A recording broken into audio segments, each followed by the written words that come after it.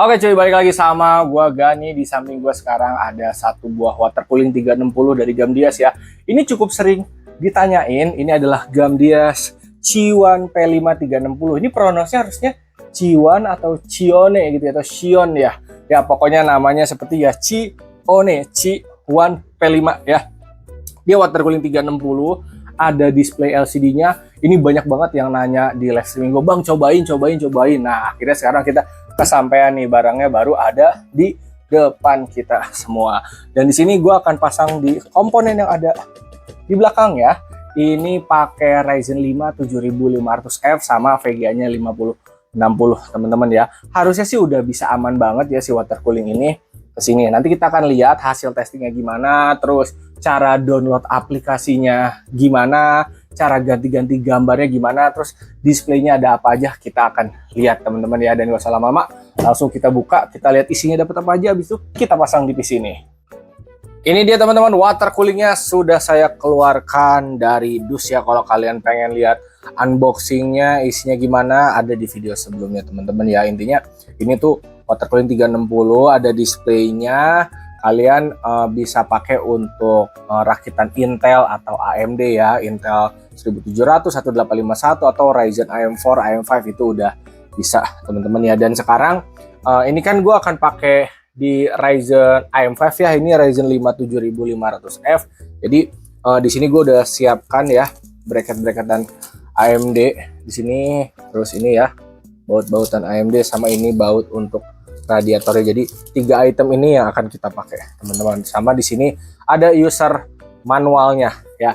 Dan kalau kalian cek user manualnya, di sini kan display itu membutuhkan aplikasi teman-teman ya. Nah, aplikasinya tuh di sini agak ada keterangan kayak downloadnya harus di mana. Kalian bisa aja buka gamdias.com atau kalian bisa search langsung aja di Google ya, bisa lewat HP kalian, atau misalkan setelah kalian pasang water coolingnya di browser, kalian bisa cari si Gamdias Ciwan P5 360, nanti akan masuk ke websitenya seperti ini. Kalian scroll aja ke bawah. Nah, dia tuh nanti aplikasinya pakai yang namanya Zeus Cache ya. Nih. Nanti seperti ini modelan aplikasinya. Nah, scroll aja ke bawah.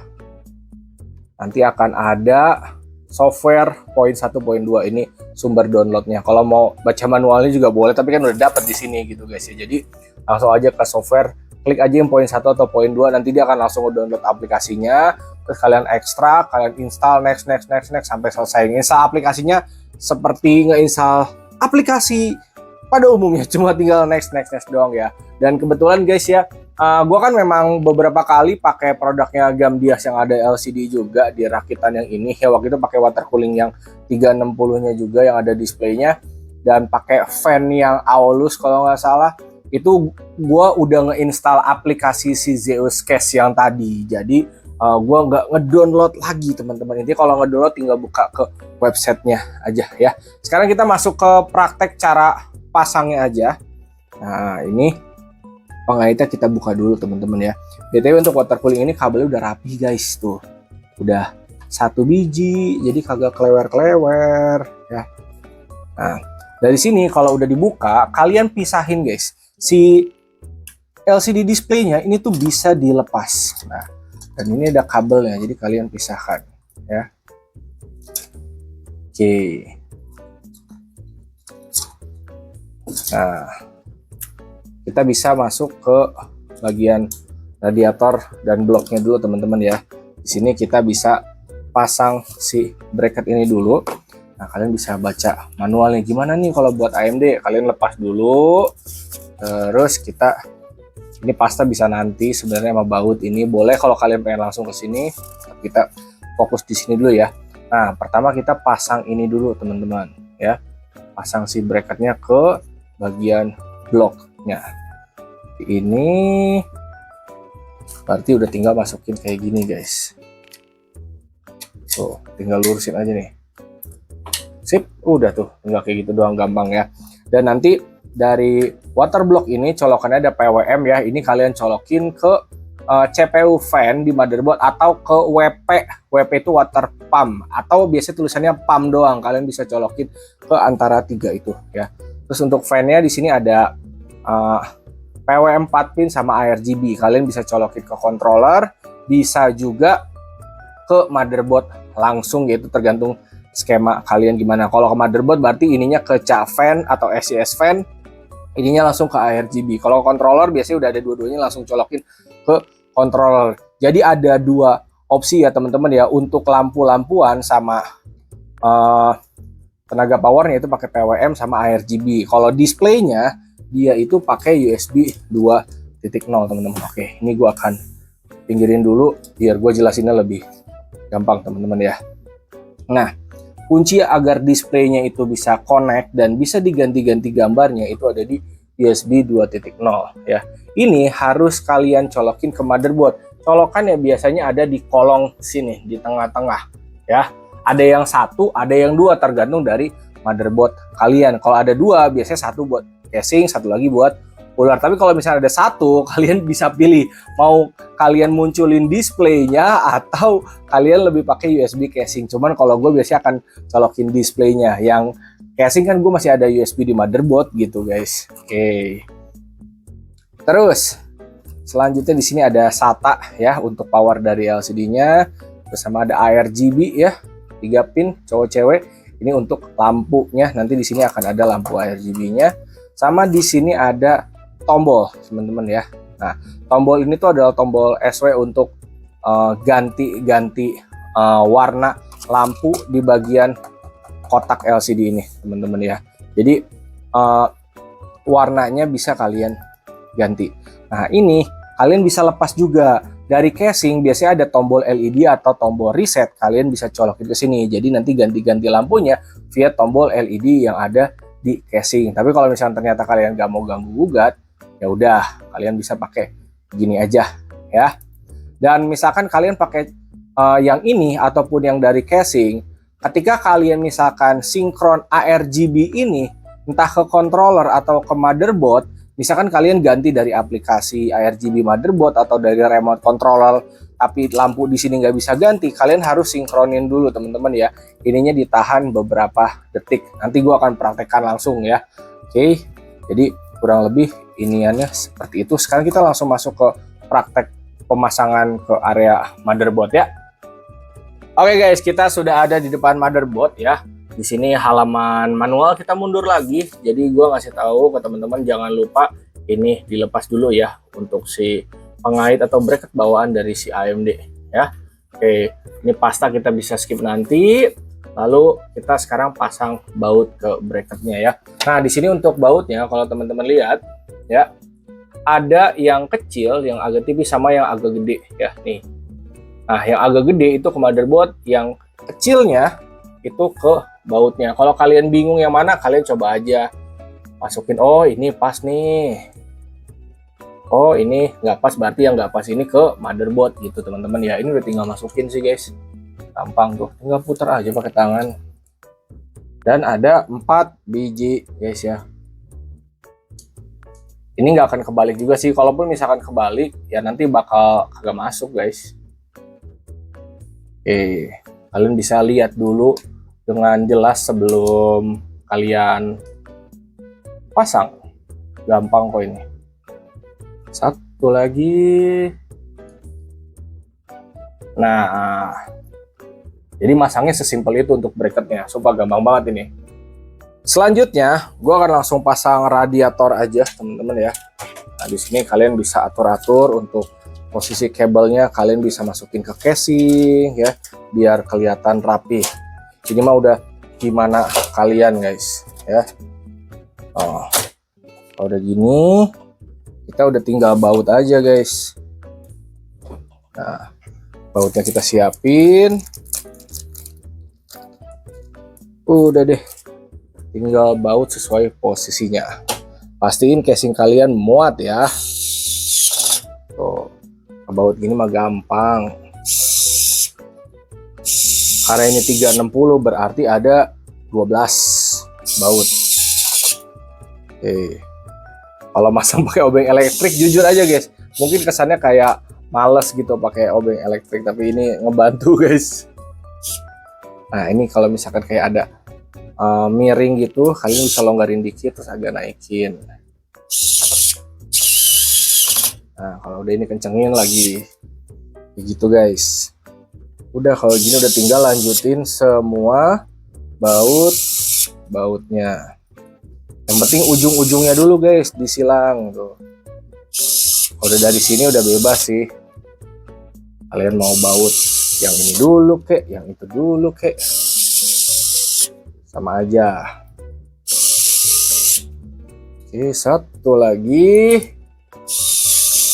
Nah guys, sekarang kita akan pasang water blocknya, tapi jangan lupa lepas dulu plastik yang ada di bawahnya ya. Ini sering jadi lupa orang-orang gara-gara itu. Habis itu kita tinggal pasang pasta ya. Ini teman-teman bebas mau pakai pasta bawaan, mau pakai pasta yang terpisah gitu ya. Oke, kalau udah ini tinggal masukin aja ke sini, tinggal di baut. Nah, ini udah presisi untuk lubangnya. Kalau udah deh tinggal baut aja. Ini gampang banget guys, jujuran aja guys. Nah ini jangan sampai kencang dulu, baru ujung sini. Pokoknya kalau ada 4 titik ngebaut itu selang-seling guys ya. Jadi untuk masang si bloknya ini easy lemon ya, masih gampang pisan pokoknya mah. Kalau misalnya ada, oh ini selangnya ngalangin, geser dulu aja guys sampai ketemu posisi yang pas lah. Pasti ketemu kok, nggak mungkin enggak. Tuh sini sip. Nah kalau udah si kabel ininya colokin ke CPU fan atau pump, tergantung kalian mau nyolokinnya di mana, mau bebas. Nah kabel-kabelnya kalian bisa sumpelin aja, umpetin gitu biar rapi. Next kita akan pasang si LCD displaynya. Nah ini untuk posisinya, karena dia bentuknya persegi, kalian bisa atur terserah kalian mau ngadep ke bawah gini kabelnya, ke samping kiri, ke atas, atau ke sini juga boleh, bebas ya. Dan kalian nggak perlu pusing juga nanti kalau gambarnya kebalik gimana bang, tenang aja, di aplikasinya nanti bisa di rotate guys kalaupun misalkan gambarnya kebalik, jadi tenang aja. Nah sekarang gua akan pasang ngadep ke sini aja ya biar kabelnya ke atas gitu, biar nanti tinggal dimasukin kelewat ke area belakang casing. Nah teman-teman, gua udah narik kabel LCD-nya lewat sini, dikeluarin ya. Dan di sini kita harus perhatiin ada 4 kabel ya. Pertama SATA ya. Ini kita colokin langsung aja ke power supply biar kita tidak pusing teman-teman. Nah, kalau masalah rapi atau enggaknya itu tergantung kalian ya teman-teman ya. Terus ini kan ada tombol buat ganti lampu ya. Dan gue pakai RGB controller kebetulan. Jadi ini gak akan gue rubah-rubah ya. Kita bisa selipin aja guys kemanapun guys. Atau misalkan mau diumpetin di belakang juga gak apa-apa. Kalau misalnya mau di ngamplek keluar gini juga nggak apa-apa, itu mau udah terserah kalian. Itu nanti fungsinya buat ganti tombol lampu yang ada di water blocknya teman-teman. Oke, terus nah dari LCD-nya kan ada RGB ya teman-teman. Nih ini jangan lupa dicolokin ke controllernya. Kalau kalian nggak pakai controller berarti colokin langsung ke motherboard nih. Oke. Nah ini kalian harus raba-raba sampai masuk lah pokoknya ya. Karena dia colokannya 2 plus 1 pin guys. Kadang emang agak tricky untuk nyoloknya. Nah, oke. Nah lalu ada USB 2.0. Ini kita masukin dulu aja guys ke kolong sini. Karena nanti kita akan colokin dari depan. Terus teman-teman jangan lupa, tadi kan kita masang radiator ada 3 fan tuh. Colokannya ada PWM sama ARGB. Ini jangan lupa dicolokin. Bang, aku pusing kelihatan berantakan. Ini sebenarnya nanti bisa kalian rapi-rapihin aja, tergantung skill kabel manajemen kalian. Intinya skemanya kurang lebih seperti itu ya. Nah, jangan lupa PWM-nya dicolokin juga. Sip. Nah, karena ini udah, kita tinggal putar casingnya lalu colokin yang USB 2.0. Oke guys, ini adalah kabel USB 2.0 yang kita udah tarik dari belakang ya, dicolokin ke motherboard. Terserah mau kanan mau kiri.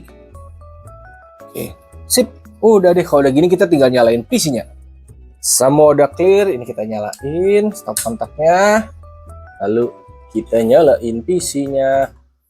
Nah, ya. Karena fan tadi kita colokin ke controller, dia udah sinkron langsung dengan fan lainnya, teman-teman ya. Terus ini masih kebalik, tapi tenang aja, setelah kalian download softwarenya, setelah diinstal, nanti kalian bisa putar-putar. Oke, kita tunggu masuk ke Windows dulu. Oke guys, sekali lagi untuk download aplikasinya kalian bisa search aja di Google, langsung cari Gamdia C1 P5360 ya. Scroll ke bawah sampai software poin 1 atau poin 2, kalian klik nge-download, ekstrak, install sampai selesai. Nanti dia akan ada di kiri bawah nih, Zeus Cache ya. Tampilan aplikasinya seperti ini, udah ada indikator suhu prosesor, suhu VGA, sama ininya berapa persen usage-nya ya. Oke. Nah, di sebelah kiri nanti akan muncul nih C1 LCD display, kalian klik ya.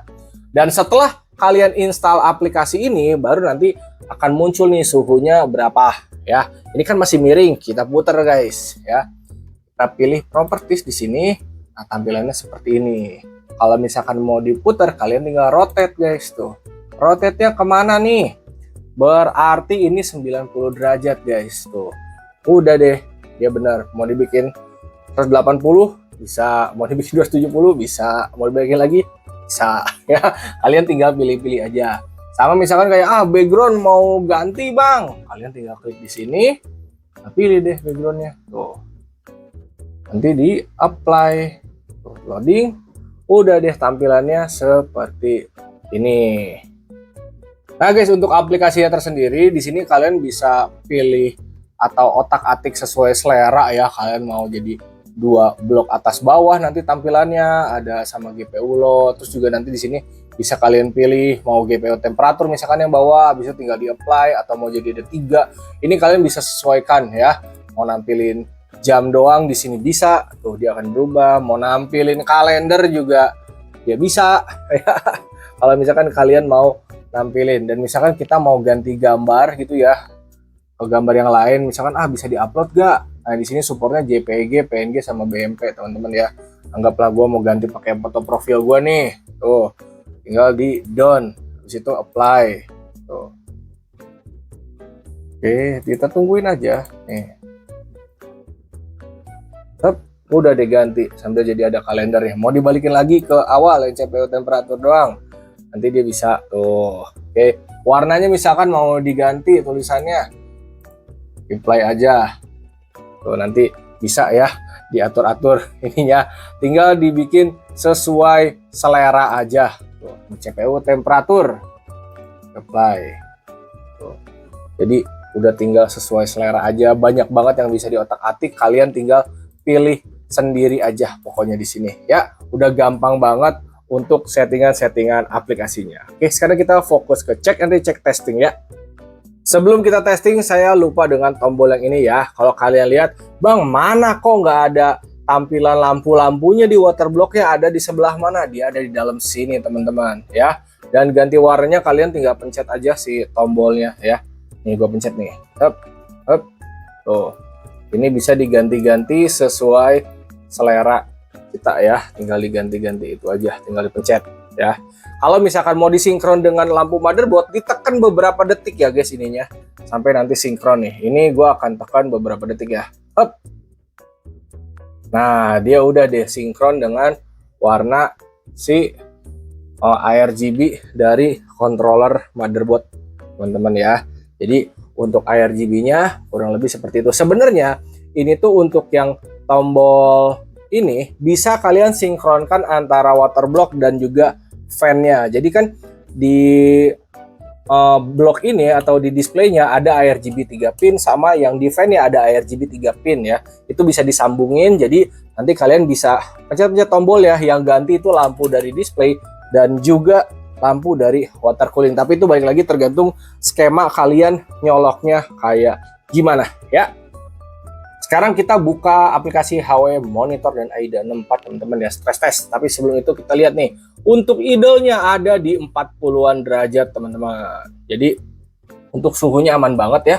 Dan ini akurat ya antara yang di display dan juga di HW Monitor. Dan balik lagi seperti biasa, selama di bawah 85 derajat gue cuek teman-teman. Nah, suhunya 40, 50, 60, 70, 80 cuek. Selama di bawah 85 itu masih lampu hijau buat gue. Sekarang kita akan stress CPU ya selama 1 menit. Nah, ini udah naik. Dan untuk suhu ini naik ke 60-an ya. Kita lihat nih, mentoknya bakal sampai berapa di sini maksimalnya. Sudah mau 1 menit, tertinggi ada di 62,6 ya. Dan sekarang suhunya ada di 62-an. Ini aman banget teman-teman. Ya, oke, udah 1 menit, kita stop. Dan suhu pasti akan turun lagi teman-teman ya. Oke, jangan turun tuh, udah turun ke 50-an dan nanti dia akan ke 40-an lagi teman-teman. Oke, sekarang kita akan benchmark game ya.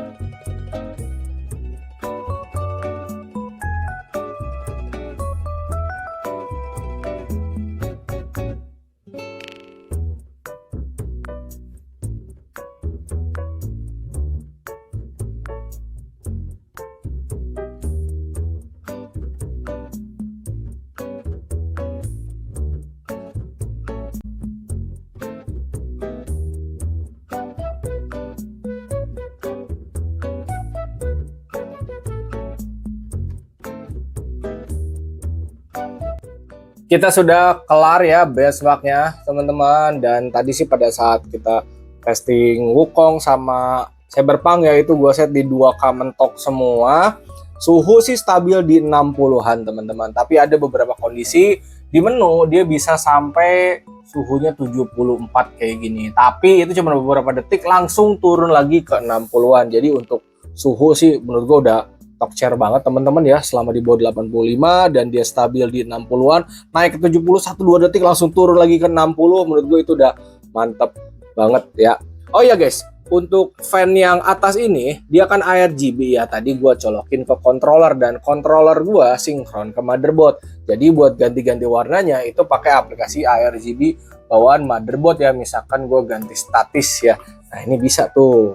Oke, jadi buat ganti-ganti warna, baik si controller yang udah dicolokin ke fan water coolingnya itu dia bisa banget ya, jadi tinggal ganti sesuai selera aja. So buat teman-teman kalau lagi nyari water cooling ini gue rekomendasi parah sih ya. Selain desainnya cakep, ada displaynya, kalian bisa ganti sesuai selera, masangnya gampang, kagak susah, satset, pasang bracketnya easy, terus ini bloknya bisa dipasang akhir. Terus untuk fan-nya kalian bisa sinkron motherboard, bisa sinkron controller. Wah, udah enak teman-teman ya. Oke, kalau kalian minat linknya udah gue drop di deskripsi pokoknya. Hatur nuhun, terima kasih dan thank you. Semoga bermanfaat. Oh ya, dia ada 360, ada 240, ada hitam, ada putih.